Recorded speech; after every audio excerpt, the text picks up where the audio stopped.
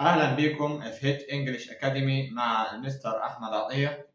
الحلقة الأولى من English at Real Life Situation، الإنجليزي في مواقف الحياة. موضوعنا النهاردة هو English at the Bank، يعني أنت أول ما تكون في البنك إيه الكلمات اللي ممكن تحتاج إنك تعرفها بالإنجليزي، تعرف الكلمات الجديدة والكلمات الأساسية في البنك. English at the Bank، الإنجليزي في البنك. Deposit money، يودع أموالا. Withdraw money، يسحب أموالا. Transfer money، يحول أموالا. Open an account، يقوم بفتح حساب بنكي. Close an account، يغلق حساب بنكي. Check your balance، يفحص رصيده أو يتحقق من رصيده. Apply for a loan، يتقدم بطلب للحصول على قرض.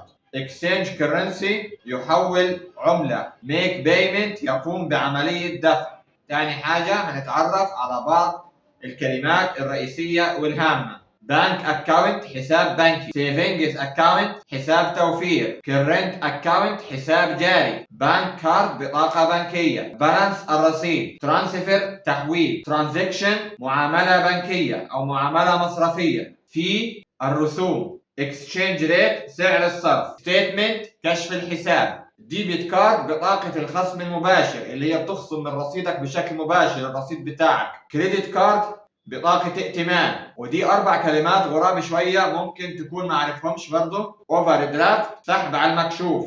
كولاترال، ضامن للقرض، الشخص اللي انت بتاخده يضمنك في القرض او اي حاجة ممكن تاخدها ضمان وانت بتسحب قرض زي عقار، ده اسمه ايه؟ كولاترال. انستولمنت، قسط. انستولمنت، قسط. ولو حطينا لها اس انستولمنت تبقى ايه؟ اقساط. وما تنسوش تعملوا اشتراك او فولو عشان توصلكم دروس تعليمية اكتر ان شاء الله تعالى. والسلام عليكم ورحمة الله وبركاته.